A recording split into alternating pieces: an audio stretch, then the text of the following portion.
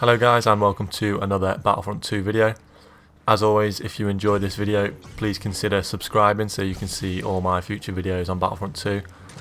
Today we'll be looking at Kylo Ren and the best star cards to use across Heroes and Villain game modes and infantry game modes like Galactic Assault and Supremacy. We'll start by looking at the hero star cards for Kylo Ren for the Heroes and Villains game mode. I've tried a lot of these out, and I think the best combination is these three star cards. First of all, Resilience I think is the most important star card out of the three. Upgrade this to purple, and what this does is whenever Kylo Ren is in close proximity of another villain, he receives less damage and deals more damage with his lightsaber strikes. I think this is really good for heroes versus villains because you're regularly in contact with other villains, and that's a massive buff to give you 20 bonus damage and 10% damage reduction. So this is definitely something I would use. The second star card that's good for this mode is Bloodlust. I always use this. This means that Kylo Ren deals more damage with his frenzy attack.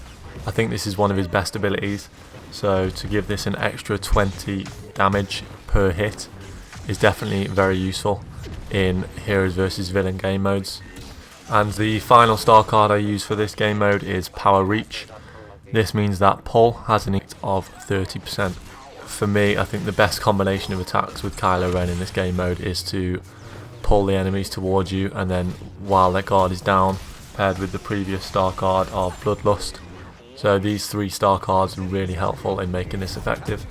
I think the star cards that you would need to use with Kylo Ren are slightly different when you're playing Capital Supremacy or Galactic Assault, because you'll be fighting more infantry soldiers rather than heroes and villains. So for that reason, I think I mix it up a little bit with the star cards.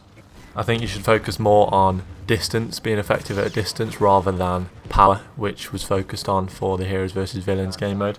So for that reason, I would swap out Bloodlust, which is the increased frenzy attack, for the solid freeze star card, which means that freeze has an increased area of effect. I think this is really effective when you've got a lot of people, a lot of infantry soldiers around you. It's easy to freeze them at a distance, stops them from shooting you, and means that you can get up close and attack. When playing the infantry game modes, I would also swap out Resilience, because it's quite rare that you find yourself next to other villains on the map because the maps are so big.